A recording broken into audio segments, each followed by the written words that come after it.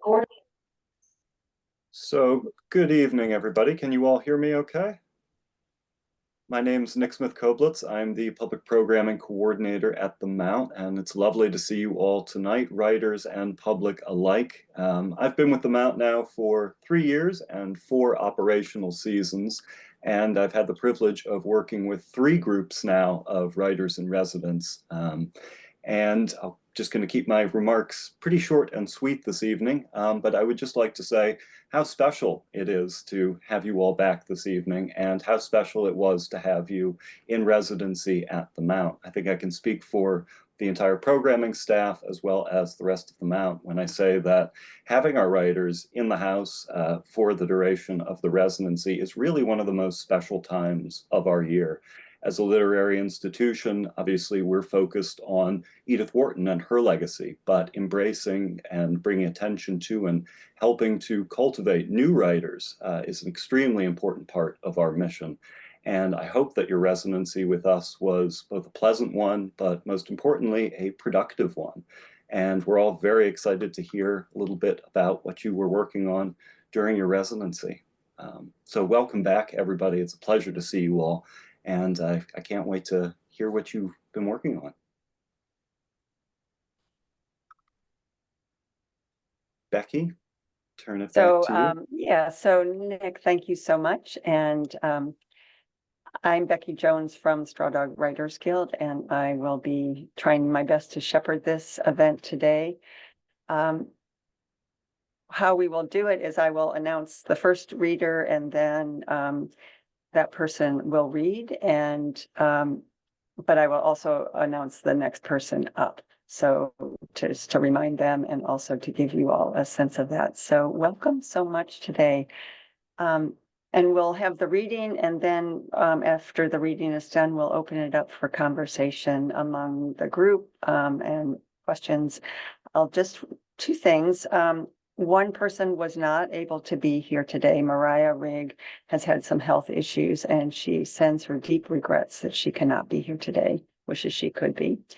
And the second is that I will ask for, at the end, invite others who have been residents in the past to identify themselves and maybe join in some of the conversation. So our first reader is Jason Prokowiew, and the next one after that is going to be Mistinguette Smith. So Jason, I invite you forward. Great. Hi, everybody. So glad you're all here. It's great to see the writers that I didn't meet, and my cohort member Mistinguette is here. It's great to see her again. Great to start. However, I have pretty heavy stuff, so hopefully the next readers will lighten the room after me. I, at the residency, revised about 80 pages of my memoir, War Boys. There's a lot of wartime trauma and child abuse in my book. Opportunities like the Edith Wharton residency allow me time and space to dedicate to the work and deal with whatever it might stir up for me. In this case, I had many tools available to make that as doable and as calm as possible, including my safe haven of a room at the Brook Farm Inn, the daily breakfasts provided by our host Maureen, my morning chats about our work, our week, and the writing life with my funny, kind, and generous fellow writer in residence, Mariah Rigg, who unfortunately is not here right now, and my frequent run-ins at the Mount with Mount and Straw Dog Writers Guild staff, and with my other brilliant fellow writer in residence, Mistinguette Smith. I reveled in my writing space at Edith Wharton. I was in her boudoir, which features a fainting couch. My friends will tell you I've talked for years about wanting a fainting couch I could dramatically throw myself upon on bad days. Though we weren't allowed to throw ourselves on the couch or even put weight on it, I still managed to take some dramatic pictures of myself pretending to cry with my head resting gently on the fainting couch. I felt the energy of Edith and her friends in the boudoir, and I imagined her there with her besties talking trash and making space for each other back in the day. I felt a little haunted in the best way possible by that energy as I worked. Now for my reading from War Boys, a little background. In order to heal what hemorrhaged inside of me, I had to know my father's stories. War Boys is a braided memoir that uses 50 hours of interviews that I did between 1999 and 2001 with my Russian-born father, Volodya, about his adoption by the Nazis who murdered his family at the start of the invasion of Belarus in 1941, and the wartime trauma that he carried into parenthood. What I'll read is a few passages that I pasted together for this reading, though this isn't as they fall in the manuscript. The last bit of background you'll need to know is that my father was at summer camp when the Nazis invaded, and he and his fellow campers walked for 2 weeks after the initial invasion back to their home city of Minsk, where my father found none of his family and that his apartment was leveled. So, this is War Boys, 1941, Volodya, age 10, Belarus. Dirt lodged in his socks. Dirt kicked up as the plane glided low to the ground. He stood tall in the grass just moments ago, fascinated by the plane, its distant hum slapping him from a daydream.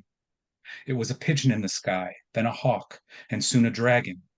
Why did it fly so close that its engine's whir rang in his ears? It had a clear black mark on its side, a cross with its tips bent over, a symbol he'd seen but could not name. The bullets seemed like part of a motion picture, not real life, not real danger. They dinged and bounced off nearby silver trees and loosened the dirt, now swirling around his legs. He blinked his blue eyes, and this thought surprised him. They're shooting at me. Why at me? Who is shooting at me? Turned, ran fast, faster. Maybe others ran beside him, but he didn't look. Run faster through the grass he'd been taking a pleasure walk in, to the cabin where another 20 campers had been playing chess, whittling with pocket knives. He dropped a toy as he went, dropped all thought of why or who, and only felt run means live, run means safe, run means inside and away from falling bullets. They must be waiting for him inside, other campers his age, other pioneers. His counselors, Alexei and Mikhail, must be looking for him.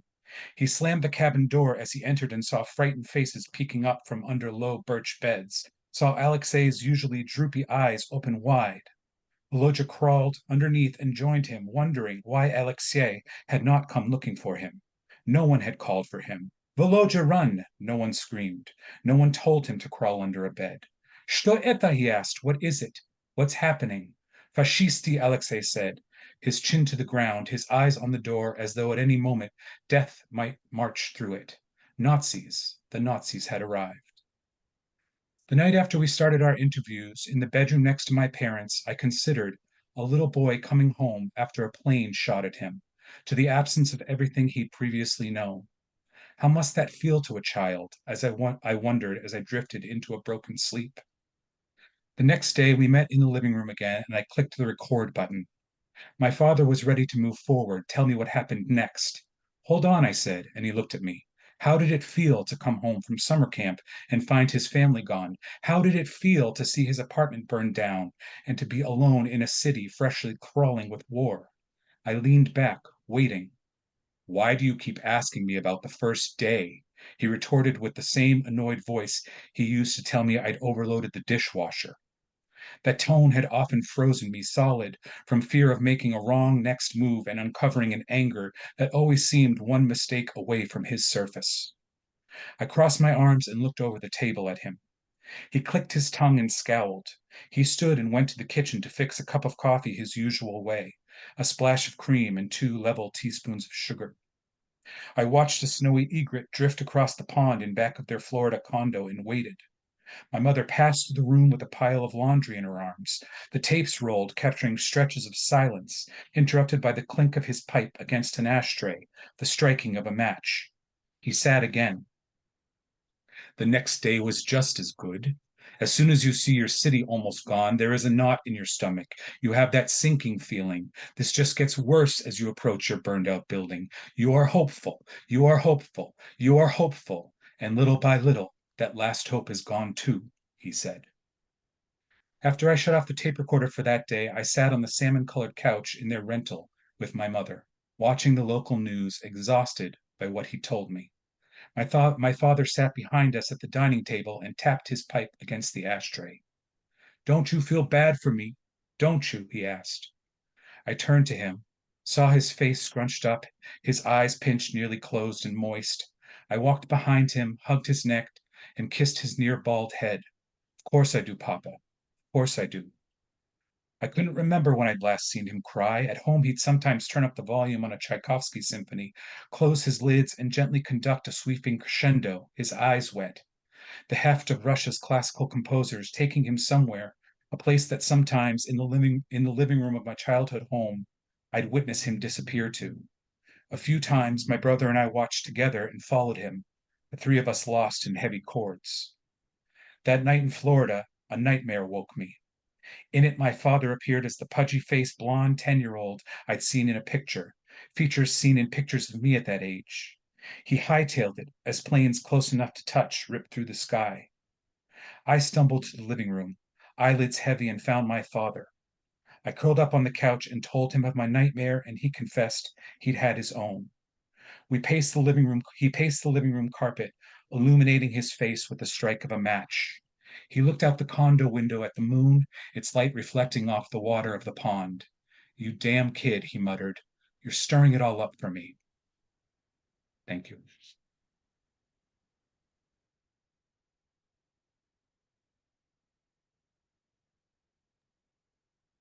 Jason, thank you. Thank you for the heads up warning. My heart has been pounding throughout this, and I'll just say that the use of the birds, pigeon, hawk, dragon, and then the snowy egret were striking, and then the joint nightmares of them. So very powerful. Thank you, and thank you for your words about your experience at the Mount. Thank you, Jason.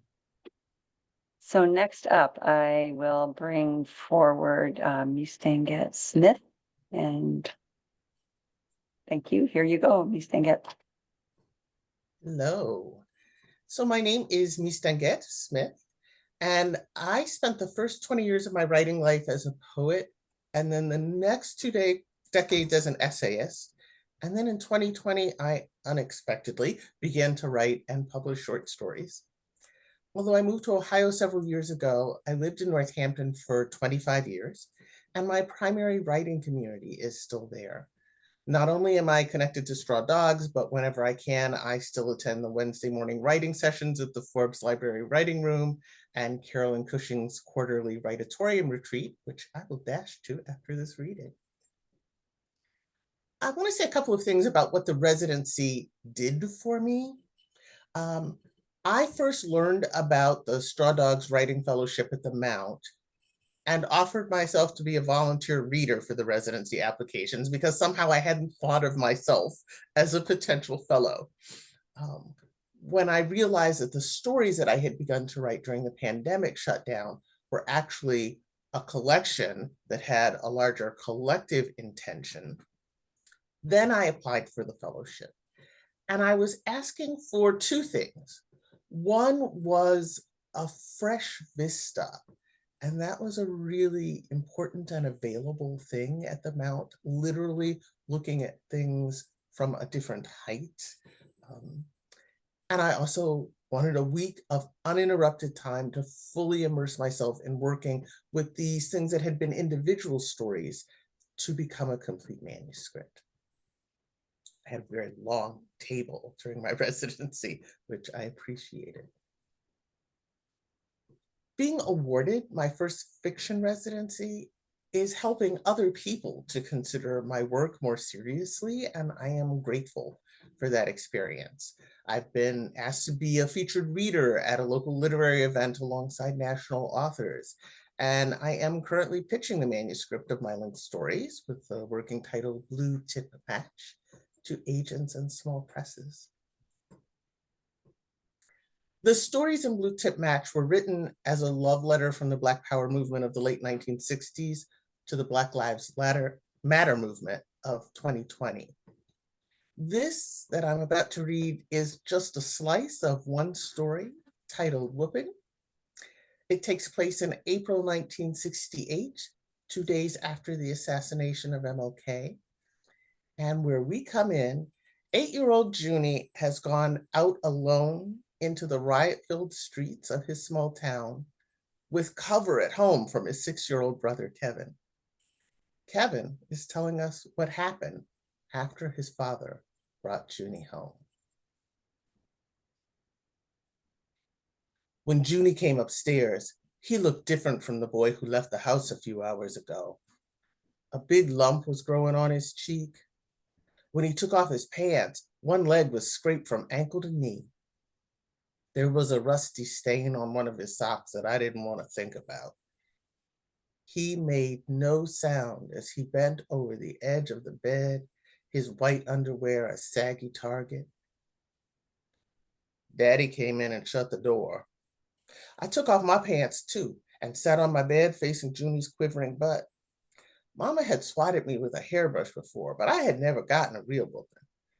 Junie would have to show me what to do. Daddy took off his work belt and wrapped one end around his hand. He groaned as he raised the strap. Thwack! The belt sliced through the air and wrapped itself around the bedpost.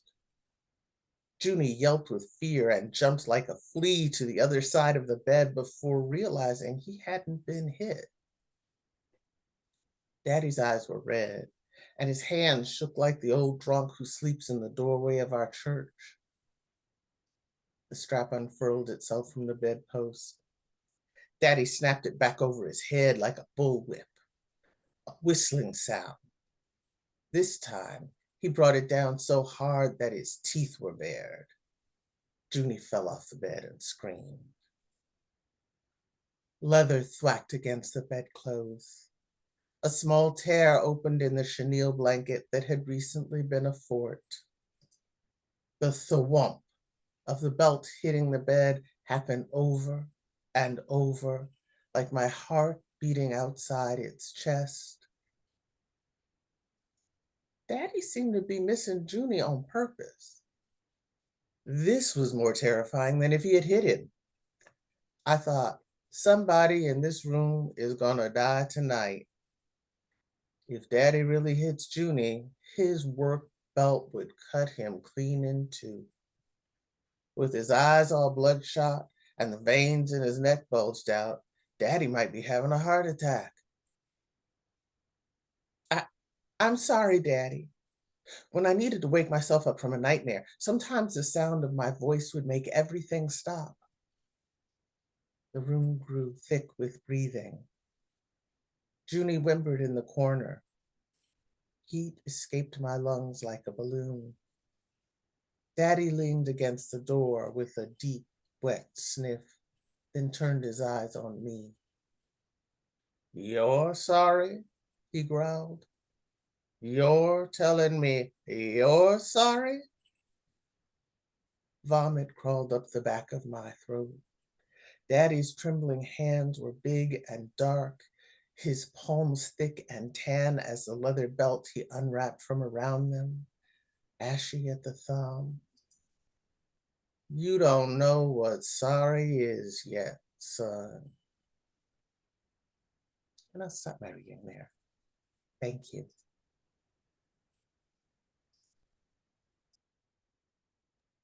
Wow. Some of your language, Mistinguette, is so beautiful and evocative, and the whacking, and to find out that the father has been missing all of this time, and that itself is scary, and was very dramatic. And the phrase, "the tear in the blanket that used to be a fort," really speaks to what this violence does to that kind of safety that might have been there previously. So thank you so much.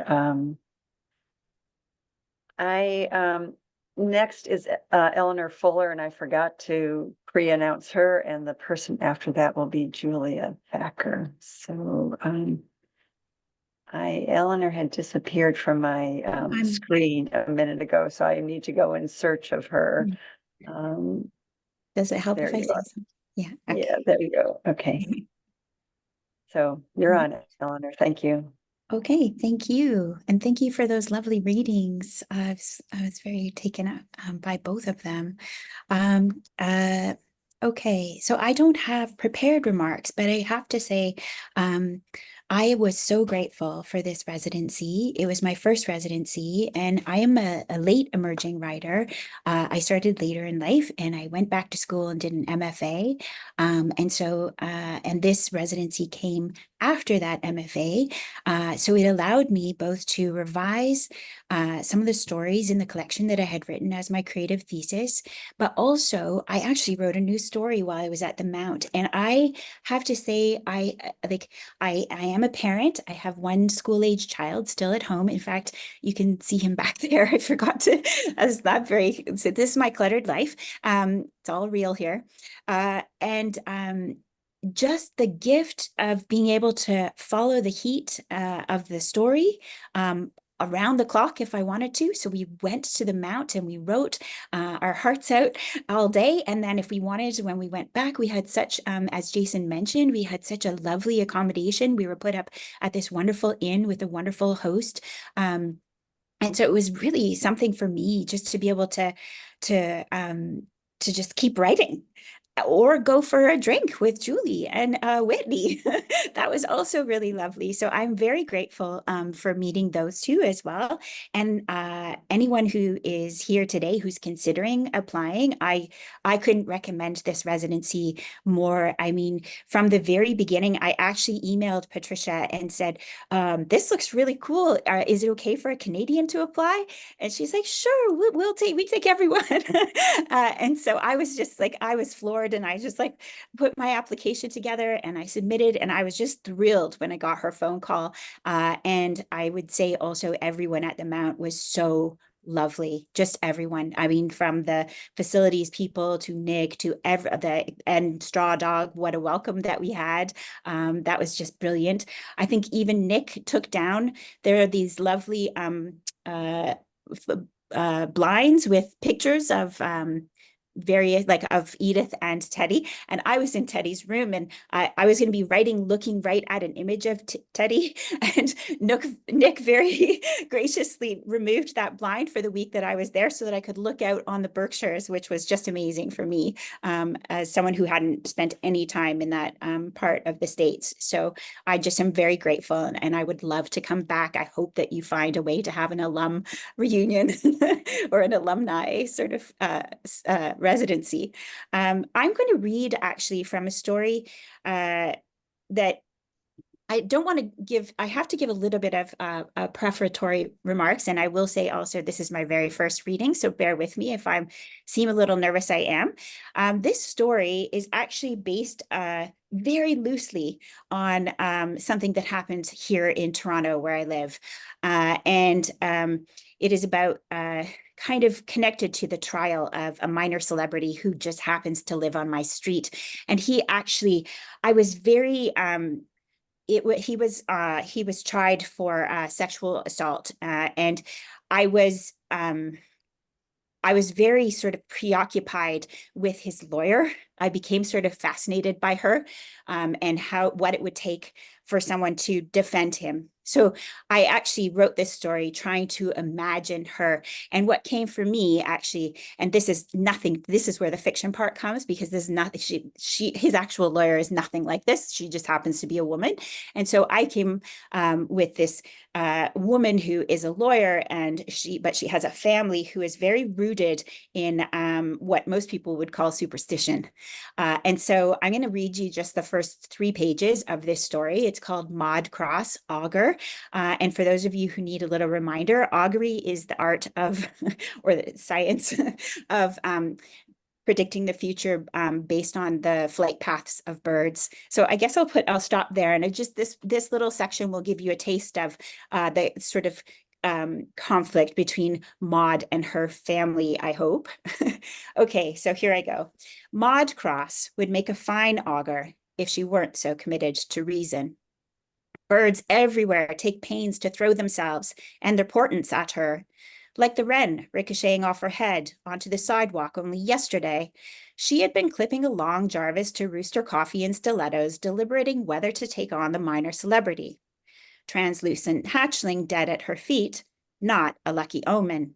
Except Maud, despite a circuitous line back to Druidic Trahan on her Celtic side, and the epithet strege, which by the way means witch, still attaching itself to women in her mother's ancestral village, is a true daughter of the Enlightenment, scrupulous, but with a mean cross. So mean, crown attorneys shudder when they learn they have to face her. Witches indeed. Maud would have been the one lighting the torch had she lived a few centuries sooner. After a fair shake in court, obviously. For she has no patience with vibes or woo-woo, mojo, or the predictive power of avian flight paths. Not even with coincidence, not even the pun of her last name, which, it should be said, she bears without comment, not the faintest smirk. Whether she takes his case or not, she knows the minor celebrity is doomed. The public will not overlook his proclivities, his public in particular. Secular Puritans following the correct media, adhering to every orthodoxy, will find bondage off-brand, uncharming as it were. His fall is certain, but he deserves a defense like anyone, and considering the media circus, he may need her more than your average accused. But can she win? Twisting a corkscrew of unruly hair around her index finger, Maud grabs her phone from the lean, low-set sofa and walks the glass length of her penthouse. Her associate picks up after an unimpressive fourth ring. Samir, book a consult. We have to move. Maud?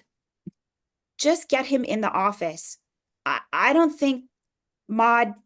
3 others have come forward. First thing, Samir, before he posts again, and get his publicist on the phone. She dropped him? Coward. Maud ends the call and stretches out on the sofa to bask in the sun's stark light. Later that day, on the way to her parents for dinner, a magpie shadows Maud, coyly at first. Her parents still live in the rambling, ever-threatening to collapse arts and crafts she grew up in. 3 blocks and security discourage them from popping by her condo too often, while key and proximity allow Maud to keep an eye on them. She has a view of the lake, but they are closer to the beach. The breeze picks up as she approaches the house. She can smell the water. The magpie has a crow-like bill, a black executioner's hood draped over puff white chest, and long iridescent tail feathers with matching wingtips, blue, now green. Attracted no doubt to her watch, its diamond facets flashing on the sidewalk with each swing of her arm. Vintage Bulgari, rich yellow gold band and face studded with pave diamonds. It had been a gift to self on making senior partner 5 years earlier. The bird makes an infinity loop around Maud and a little free library, swooping closer and closer to her wrist. She could almost grab it. Then it flies to a nearby oak and caws, demanding the shiny prize. Now, most would find this unnerving, but Maud neither blinks to double the bird nor performs any other ritual to ward off its evil luck. Her dad's old song, 1 for sorrow, 2 for mirth, does not sound in her ears. She reads nothing but nuisance into the bird's display, its raspy-throated call. Right hand clutching the watch, Maud shoos the magpie away with an impromptu beak of clasped arms. She lets herself in, welcoming the cool shade of ceiling paneling and redwood wainscoting. Her mother hobbles downstairs, taking each step right foot first. Dad's cardigan, gaping hole at one elbow, ages her again. Even if it will only be family, this is not Italian, this ill-fitting, moth-eaten, worsted-weight sweater with wad of tissues shoved up one sleeve. In July. Maud makes a note to follow up with the neurologist. Ma, careful. She takes her teetering mother by the arm. I was lying in Savasana is all. You startled me coming in like that. Like what? Maud's sister Carmela is running late. Typical. She has to pick up Lena from gymnastics. Maud sits at the kitchen table drinking Aperol and soda with her dad, who asks about the minor celebrity. Why is Bertie in gymnastics on Sunday afternoons anyway? It's our only time. Maud does not remember who started calling Lena Bertie first or why. Because she eats like one, or because she wants to fly so badly she spins far-flung tales, soaring across continents on those skinny little wings. Carm's having a tough time. Carm is always having a tough time, Dad. Worse this time. You shouldn't represent him, sweetie. Because of Carm? Dad, I defend all kinds of people. It's not for me to evaluate clients' moral worth. The law doesn't work like that. Well, a magpie harassed me on the way over. There are no magpies this far east, cervellona mia. Her mother chimes in, happy to discuss anything but the minor celebrity. Well, whatever it was, it had taste. Dove after my watch. She holds out her arm. Did it cross in front of you? Her mother asks. A few times. Maud glances at the watch, wondering where Carm and Lena are. From the left or right? Her dad sounds concerned. Her mother spits at her 3 times. Ma, the virus. Maybe it was a woodpecker? Her mother thinks out loud about the hairy woodpecker's white body. If it was a woodpecker and it crossed from your left, it's war. Woodpeckers are sacred to Mars, but they don't have such long tail feathers. Her mother, amateur birder, expert prognosticator. And I'll stop there.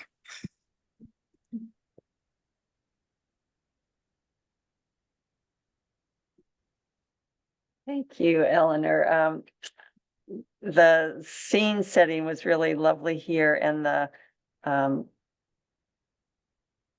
sort of the woman's penthouse and the executioner's hood of the magpie, and the description of the watch. So, and I love the family, the view of the family that we get when she's at home. So thank you so much. Appreciate it. Next up will be Julia Thacker, and after her is Whitney Scharer. So as soon as I find Julia, she's right here. All right, Julia, you are up. Thank you. Well, Becky, I want to thank you and Straw Dog Writers Guild and everybody at the Mount. Being named a writer in residence there last March was just a real honor. I must admit it was rather daunting, just the idea of writing, of working in the stately historic mansion. But I was also assigned to the boudoir, and like Jason, I was thrilled with the fainting couch. I was just so delighted. I didn't faint, but I really loved, writing just beside this sofa. And I have to say, everyone at the Mount made us feel so welcome. It was wonderful to be there in the company of my fellow writers, Eleanor and Whitney. We would, get together occasionally and trade stories and talk about our projects. I was there to write poetry. But I must say that I was really, really interested to learn more about Edith Wharton. I thought I knew a lot about her, but of course, the library tour, which was one of my favorite parts of the residency, and the ability to hold her books in my hand and, look at her notations and the passages she had underlined, just gave me, and I'm sure everybody, a feeling of intimacy with her. And I was just so inspired by her prolific output. As we know, she had dozens of servants throughout her life, but even so, it's just constantly producing, constantly writing. And she did write some poems, in fact, in addition to her fiction. So I arrived at the Mount with a completed poetry collection, which I had been submitting for about a year, I guess about a year and a half, to various publishers and contests. And I was just continuing to write and, try to improve upon it and add poems. And I was preparing for, another whole round of submissions. So within, I think it was exactly 1 week after I left the Mount and returned home, I got a call from Waywiser Press saying that I had won the Anthony Hecht Poetry Prize. And my book, which is called To Wildness, is coming out in March of 2025. So I will forever believe that Edith Wharton brought me luck. And I'll read 2 poems from that collection. The first is a recipe. I really enjoy trying to weave recipes into my poems and my stories. And I'm sure, like many of you, I teach as well. And I enjoy giving this assignment too, and that is to try to integrate a recipe for food or drink into your story or poem. This poem is based upon an Appalachian recipe for dandelion wine, which is rumored also to be a truth serum. So it's called How to Make Dandelion Wine. Wait for the afternoon heat. Let the sun open and dry many flowers. Tarry. If you are in love with a married man, wade into fields and backyards. Keep low to the ground. Pick before the first seeds have flown. Look for yellow of number 2 pencils, Van Gogh's straw bundles. Collect 1 gallon blossoms per gallon wine. Snip off stems and discard each green collar. Drop in boiling water. Petals will rise to the top. Let cool. Test on inside of forearm like baby's milk. Add 4 cups sugar, cake, yeast, zest of lemons. Cover with clean t-shirt. About 2 weeks, long enough to forget his hands, a balcony, butter-colored towels. And the second poem is one of the few prose poems that I have in the book. It's short. I don't know if any of you, like me, enjoy Henry Louis Gates' show on PBS, Finding Your Roots. I love that show. I love the stories, the family photographs, the secrets, the DNA results, and so on. So I guess I could describe this poem as my own attempt to find my roots. It's called Grass Soup. Of Celts, stew of pig knuckles and carrots, of smelt iron, of orla, leaf, maud. Growing old, growing onions, on Sunday boot black, 2 wings of rouge, of weak bones, wind-shipped, pocked with holes, dowager's hump, of eyes, watery blue, pea green, nearsightedness, passable singing, sunless, of fog, of lusty gales, skin the color of flour, of chapped hands, Viking crown dug up with the potatoes, of rocky coast, of peat burning, rendered fat, potions, poultices, hut thatched, choked with smoke, of urine soaked, of fits and fevers, of blue babies, of limbo, laid out in the parlor, nickels for eyes, of whiskey breath, blackouts, bottles jangling, of bobbin lace, twins apace, 7 children abed, of cabbage farts, notes stashed in straw, of boiled laundry, work shirts, their sour moons of sweat, of fiddles, of trick knee and long prayers, of haunt and pestle of thee. Thanks, everybody.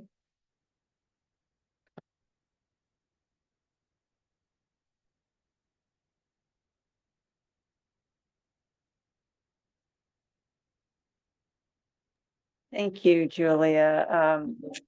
It's amazing how much both of those felt like recipes, but of different feelings, and the keeping it for 2 weeks long enough to forget his hands was a really stunning line in that first one. And the just the way food and potions and physical descriptions all wove together was quite lovely. So thank you so much.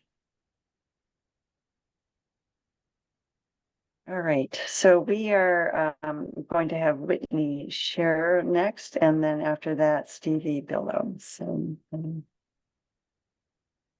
turn it over to you, Whitney. Hello, everybody. This is so fun. I'm just loving hearing everybody's work and getting to see like the other residents and everything. It's really, I'm just so glad that we're doing this. So thank you, everybody.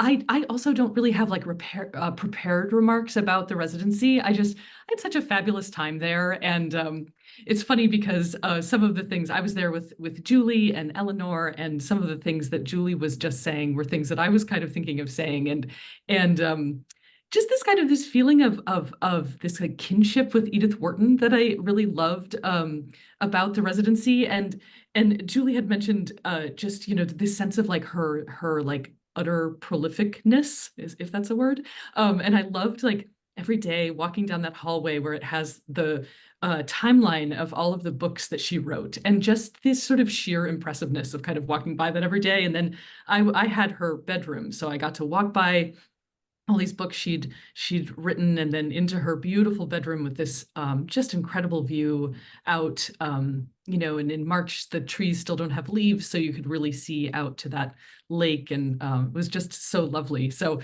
I mean, I just had just a truly really wonderful, just transformative time. And I think because I'm like just a giant nerd who is always like, sort of like grasping for the gold star, I was like, oh God, I haven't read any Wharton like before. I mean, I'd read like Ethan Frome and, a few things before I came to the residency, but I hadn't read that much of her. So I sort of embarked on this like, must read Wharton, trip before I got there, and it's continued. And I've been reading and listening to her actually kind of all year, and now I feel very connected to her, and I like having Wharton in my ears has been really nice this whole year. And I went back to the Mount. I dragged my family back a couple weeks ago because I live just just outside of Boston, so I'm not that far away.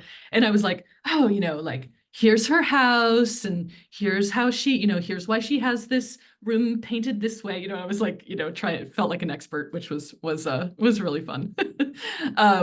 So when I was at the Mount, I was working on my second novel, and it's a novel based on a woman named Joan Harrison, who was an assistant and then the lead screenwriter for Alfred Hitchcock. And Hitchcock started his film career in England and then moved to Hollywood in 1939, which is like, the sort of peak, like golden era of Hollywood. And he came over from London with Joan Harrison, who had basically been his secretary. But when they came over, he promoted her to be a lead screenwriter.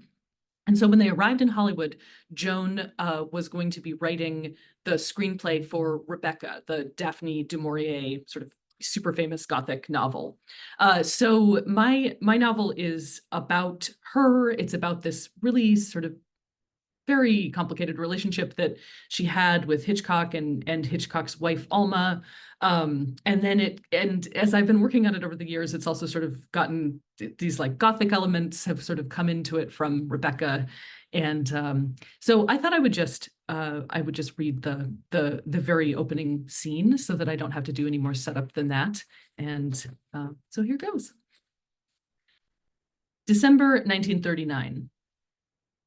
The fire starts with a sound like a drawn breath. The smell of gasoline in the air, a feeling of stasis. All the action on the set ceases.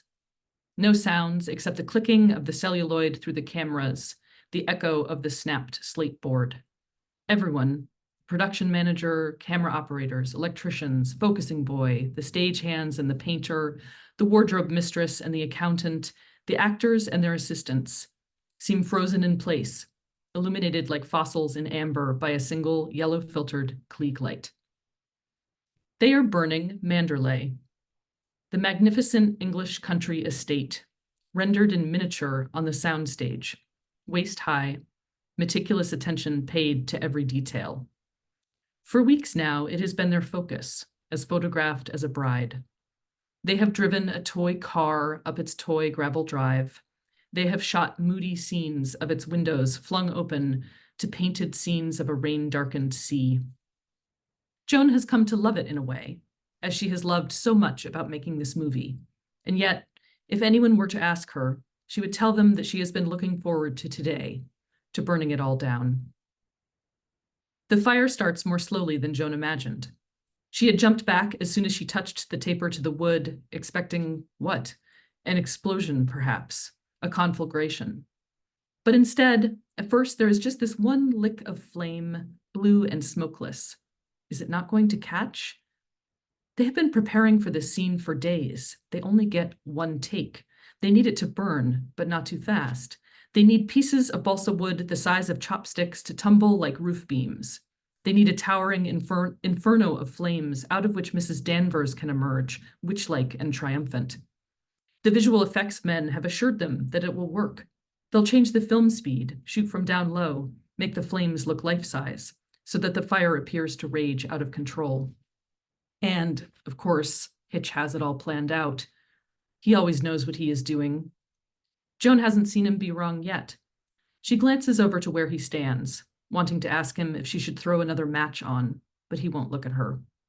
He hasn't looked at her in days.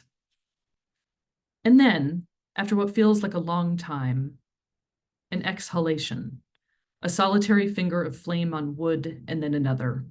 Soon, orange flames are dancing up the edge of the model. They curve over the edge of the Tudor roof and touch one of the leaves of the nearby trees, which catches quickly and ignites, its spindly branches burning more quickly than the mansion. All of it is so perfect on the outside, Joan thinks. The fake topiaries, the soft lawn, the Gothic windows looking out on a stone courtyard. Exterior perfection. But what the flames will reveal is that the inside of the model is completely hollow. Bare wood and streaks of glue, splinters and sawdust, hasty paint drips, clumps of paper and trash that no one ever bothered to remove. Why was Joan the one chosen to light the match? It made no sense when they told her she was to do it. But with Hitch, everything is a symbol. Maybe he's trying to tell her that she's hollow too. Or maybe he thinks it's fitting that she burn this down, like she has the rest of what they all had together, the three Hitchcocks. She glances at him. He has his arms crossed, his face odd and distorted by the light of the flames before him. She used to be able to tell what he was thinking, but now she never can. Thank you.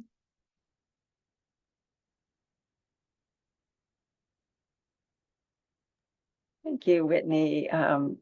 The familiarity of Hitch was caught my attention, and then the way in which there's that inhalation and then a long text of sort of building this up, and then the exhalation and things catching fire was very moving, and also just the familiarity that you convey with the sets, all the language of that. So thank you so much.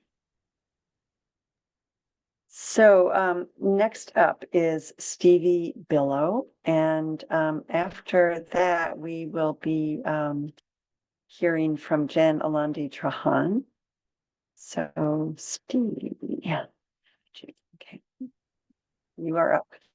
Excellent. Well, hello everybody. I'm Stevie, and I just got to say it's been so awesome listening to everybody read today. This is my first time meeting, the vast majority of the other residents, and it's just been, I don't know, really special to actually hear what you were working on at the Mount and the sound of your voice. It's really, I don't know, it's making it all feel so real again. I think I also didn't prepare any, statement or anything, but, the time at the Mount was really nurturing and reassuring. I think I've spent so many years battling imposter syndrome and, perfectionism in my work. This residency is the first one that I ever applied for.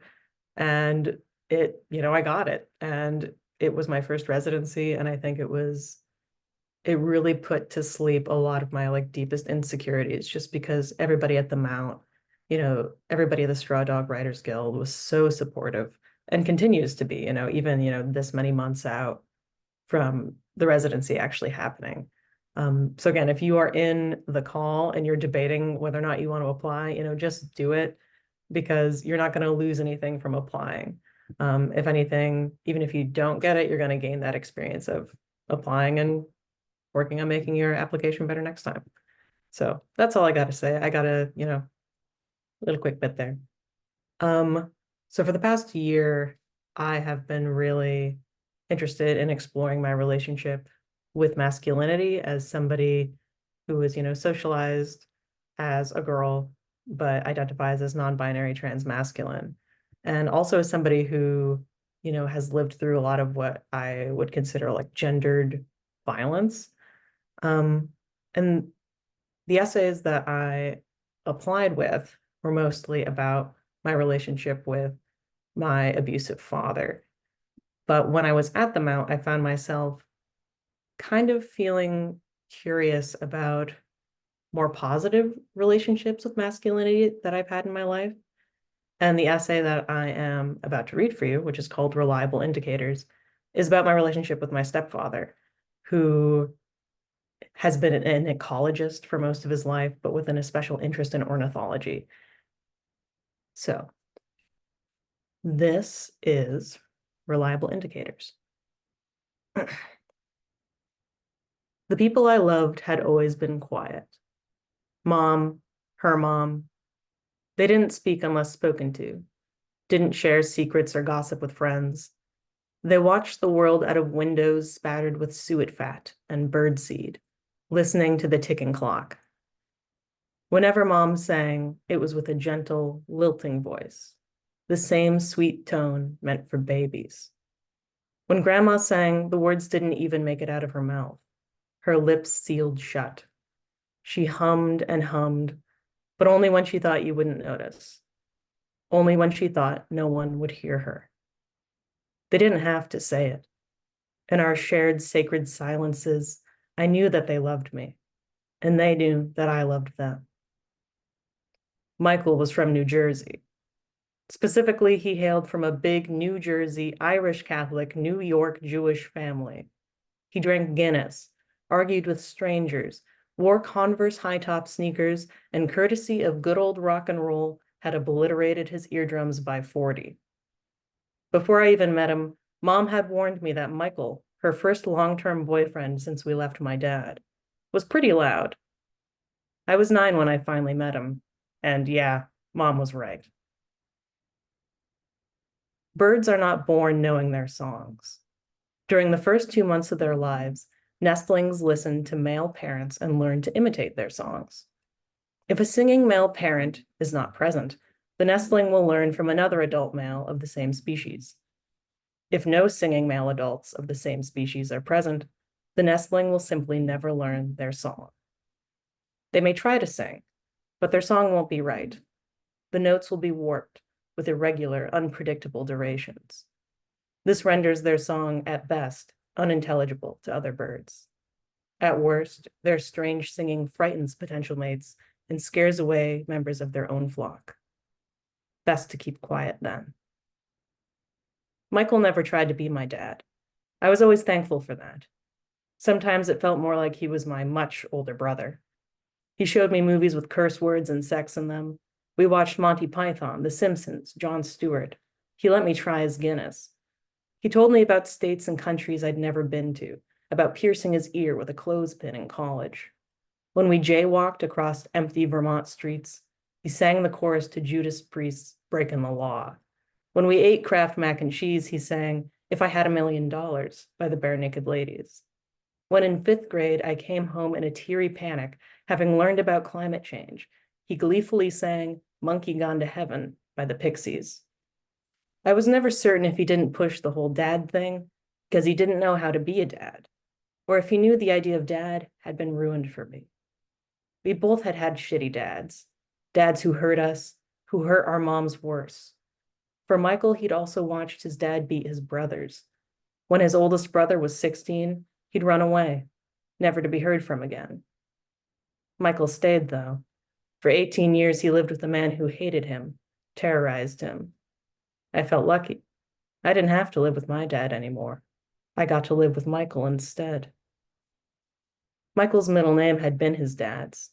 He and all of his brothers had been given their abuser's name to carry with them through life. But as soon as he was 18, Michael filed to change it.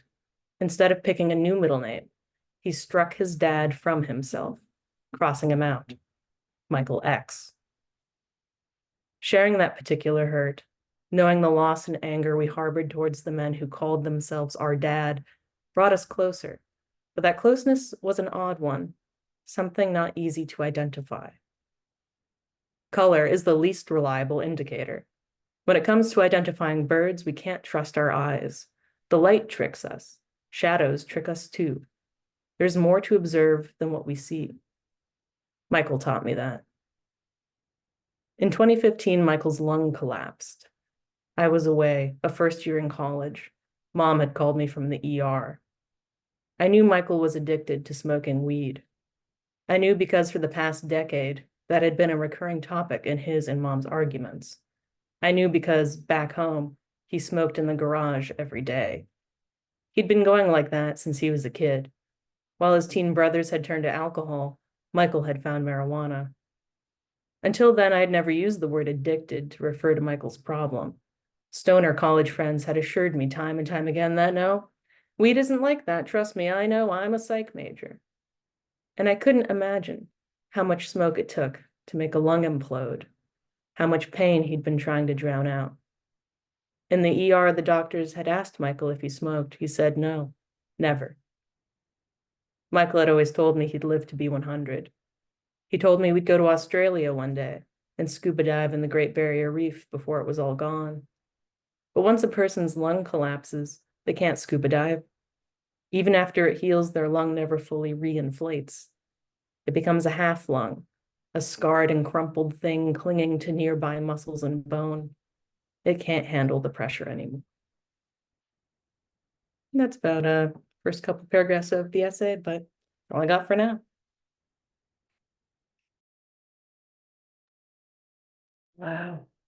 Your setup to the contrast between the abusive essays that you applied with and this, and then your reading voice were so soft, I think, and such full of such fondness, I think. And the weaving in of the birds in this story to talk about the family life, as Mistinguette noted in the chat, was just brilliant. And the end questions of how much smoke it took to implode a lung and how much pain to try to be hiding. And thank you very much.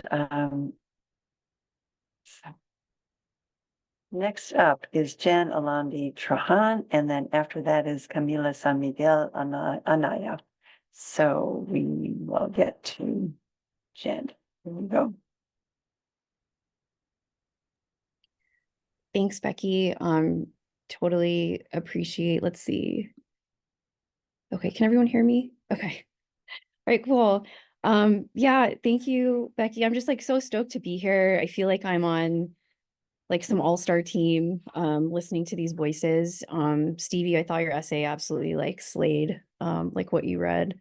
I had emailed Becky this earlier this month, but I feel like my experience at the Mount just felt like a dream where lunches would just magically appear without you having to do anything. And I just think that like that just feels so luxurious. I relished in that. And I relished, eating lunch with my fellow residents. So grateful to Patricia, also to Nick, because it felt so dreamlike. I never wanted to leave. I was in Edith Wharton's bedroom and I just wanted to be able to stay there in time for as long as I could, even after like other residents left. And I appreciate that opportunity. And thanks to Emily too. And just everyone that helped this residency feel like we were entering into a family. The welcome was amazing. I still have my tote bag, of course, and just like the goodies that we all got. And I think that what Stevie said about things feeling really nurturing and reassuring just feels so on point and so true. It was just this dreamlike experience that allowed me to just escape and dream. And even though I applied with some short stories that will hopefully be a part of a collection, as I was thinking about the Mount and Edith Wharton, I was remembering how cool it was.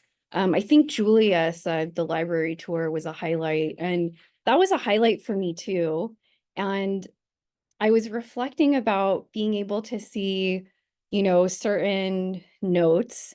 And then I think we actually got to see Edith Wharton's, like, her handwritten poem about dogs, where she talks about, like, dogs being a little heartbeat, like, at my feet. And then I started thinking about how cool it was that Edith Wharton was such this huge dog lover, and that, like, the Mount lives and breathes that spirit. Like, I remember the employees who brought their dogs with them, to the Mount. And I remembered what it was like to say hi to the dogs and miss my dogs and kind of relish in this, like, really dog friendly space. So instead of reading fiction, I'm doing this, like, hard swerve into nonfiction. I wanted to write something about dogs. I was just, like, reflecting about my relationship with dogs and how they came into my life, and really how they came into my life. I mean, I had fictional dogs before I ever had a real dog. I never had a dog as a kid. So, I mean, my introduction to dogs was, like, Snoopy, like in Charlie Brown, who I loved with his, like, propeller helicopter ears. And then I also Lady and the Tramp. Like, that was, like, a movie I watched over and over again. And had no idea there was a sequel until my daughter showed it to me on Disney Plus the other week, and I watched it, and I was just like, "Oh my gosh."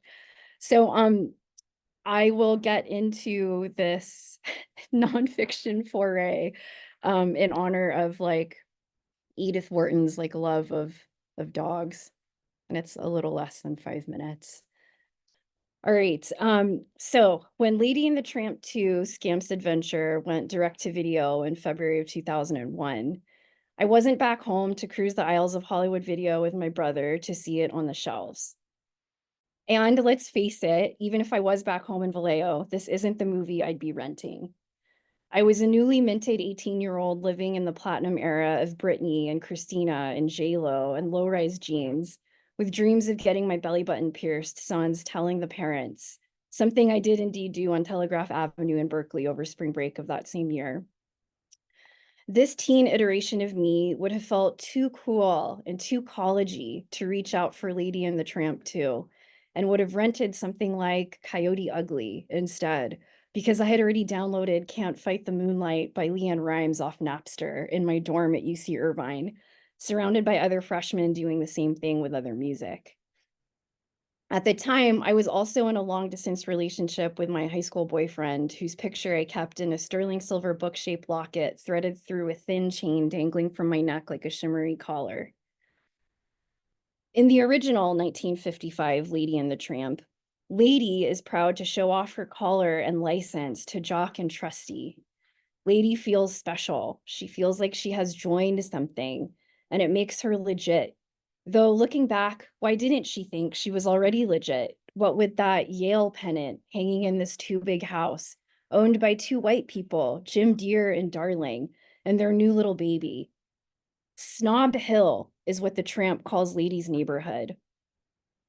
If this Jim Deere and Darling house was located in Los Altos, where I live now, 70 miles away from Vallejo, the Zestimate would hover around $8.5 million, if not higher. But dogs don't give a shit about Zillow's estimates, and neither should humans. Though throughout my life, I've come across a surprising number of humans who fit the dictionary definition of snob. A person with an exaggerated respect for high social position or wealth who seeks to associate with social superiors and dislikes people or activities regarded as lower class. There was this snob I met when I was a freshman in high school, a brunette on the tennis team who kept looking around our classroom like she was disgusted to have been paired with me for a project, like she had never seen a brown girl in her whole entire life. As far as she was concerned, I belonged in a dog pound. You can chalk this type of snobness up to maybe being a teenager with a lack of life experience and maybe narrow-minded parents who choose to ensconce their children in homogenous enclaves so the children don't know any better. But how do you explain the lots of life experience 50-year-old Jewish attorney dad from Danville who, even though I dated his son on and off for almost 2 years, refused to ever meet me because I was Filipino and from Vallejo and automatically lower class because I didn't live in Black Hawk? Dog pound material. But snobs exist in all neighborhoods and come in all colors, even my own, and they existed within my own family. In fact, the first bullies my brother and I ever encountered growing up were my own cousins, much like how Aunt Sarah and her evil cats are related to Jim Deere and Darling. For this and many other reasons, my Disney VHS tapes were my solace. For what seemed like an eternity, because weeks may as well be years to a 5-year-old, Lady and the Tramp was the only Disney cassette tape we owned, and I quickly mastered how to use the VCR to rewind it over and over again. Jim Deere and Darling, even though they happen to live in Snob Hill, aren't snobs. They end up taking the Tramp in as one of their own because, yes, he saves their baby from a rat, but mostly because Lady loves him for who he is. Those Snob Hill resident dogs, Jock and Trusty, seem wary and judgy of the Tramp at first. They also aren't snobs. In fact, I don't think I've ever met a dog that's a snob. Not even that bougie Italian Greyhound who belonged to a family I once nannied for in college. The Italian Greyhound lived in the same neighborhood as Nicolas Cage and Alice Kim in Newport Beach back in the mid-aughts. And the Italian Greyhound always looked stoked to see me. In her eyes, I was not dog pound material. I'm sure snob dogs exist, but I'm more convinced that what our narrator in Sigrid Dunez's National Book Award-winning novel, The Friend, says is true. Dogs are not merely untouched by evil. They are celestial beings, angels incarnate, furry guardian spirits sent to watch over and help people live. I may be biased, but my 10-year-old beagle, James Dalton, named after Dalton in Roadhouse, fits that description. As my daughter reminded me this morning, Dalton sat in the passenger seat during a recent 5-hour family road trip and refused to sleep. Like if he just kept his eyes open, he could ensure that we would all get to our destination safely. Thank you.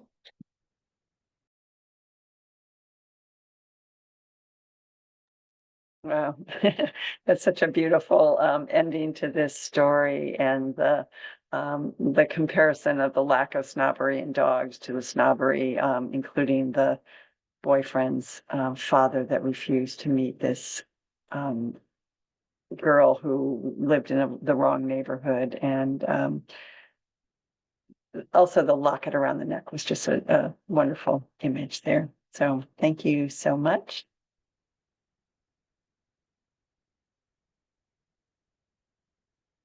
And we shall finally come to Camila, Sanmiguel, Anaya.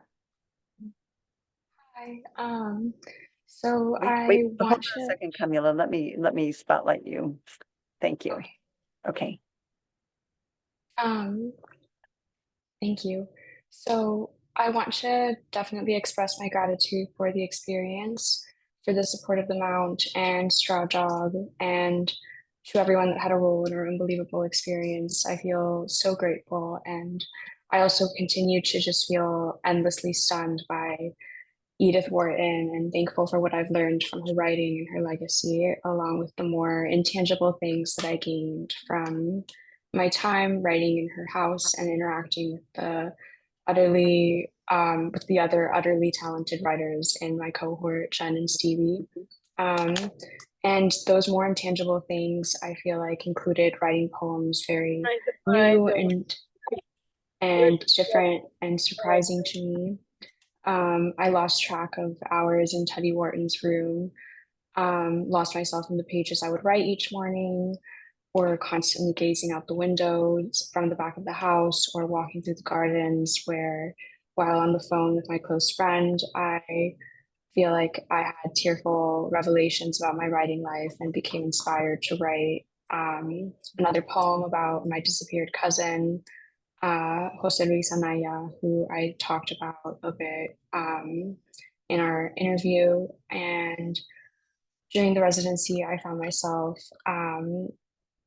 reflecting on or just watching my work develop as short, despite like the length of the short length of the residency. I still watched my work like develop as much as I feel like I could in a belief in ghosts, poetry, and the shared imagination. Dorothea Lasky wrote that in a poem we make a haunted land to mimic this haunted one, and that we populate this land with physical reality to connect this world to the next. And I feel like this time gave me the dignity to take possession of my words, of poetry, and of what I can do with it, of writing poems that connect to this idea of the next world, or a world where we can commemorate the people that we've lost, and look analytically at the country that produced that world. And so I'm going to share just a poem called, or two poems. One is called Libertinaje. The translation of that is kind of debauchery, but the word is libertine. So the word is libertinaje. All my life, I have only known how to be myself. Kitchen table argument, 1-star review left for a pub. Losing faith in self-compassion. Learned mindlessness from young days in a folding chair, far in the back of the cathedral, behind the pews with the latecomers. Their round-faced kids playing loud Nintendos, sword sound effects cutting through the homily and my daydreaming. Traded an exorbitant amount of money, many ugly pounds, elusive hours of sleep, a sense of self-worth for a bag of candy. Saw every choice on my arms and legs, my values like teeth strung on a necklace, like men lined up facing a firing squad, piano keys, long chapters of novels, text messages from an ex who still cares. All my life, I have only known how to be myself. All I have done, whatever I want. Writing an ars poetica that misunderstands honesty, losing my sense of self. Presenting the mannerisms of a child, a naivete I cannot shake. I find myself buying things I cannot afford. Living in a fake life, cannot afford to be the same woman. In Spanish, I describe what type of woman I am in the language I learned from my family with the words they would use, asking ourselves questions as if speaking to a child. Is that true? Is that true? I could tell you in my first language, the kind of woman I am. And the other poem is called I Had a Nightmare of Jose Luis in a Gas Station. His face, still suspended in time in that creased photograph pinned to my grandmother's wall from the day it snowed in 2004. It must be there where his soul is trapped, within the borders of a country that failed him. Fosas clandestinas, the ground teeming with mass graves, found by the mothers all over the country, beneath us, everywhere you could possibly dig. Clothes, documents, Nike shoes, bones, discarded INE credentials, say the madres buscadoras, and most heartbreaking of all, The family murmurs, wonders if he had done something to provoke or deserve his death, and I find myself struggling to remain politically neutral or safe. I find myself struggling to find what I am looking for in this roadside OXXO on the way to Monterrey where he disappeared.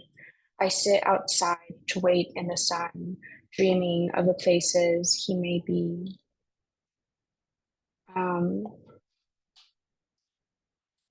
And I wanted to reiterate my gratitude for everyone involved and everyone present. But those are my two poems. Thank you so much. Thank you, Camila. The ending on both of those poems were just stunning. I could tell you in my first language who I am, and also the dreaming of the places he may be struck particularly poignantly, given that we know that he has died. So it's if I got that right, so that's lovely. Thank you so very much. I will release you, and I will release me and take us off the recording.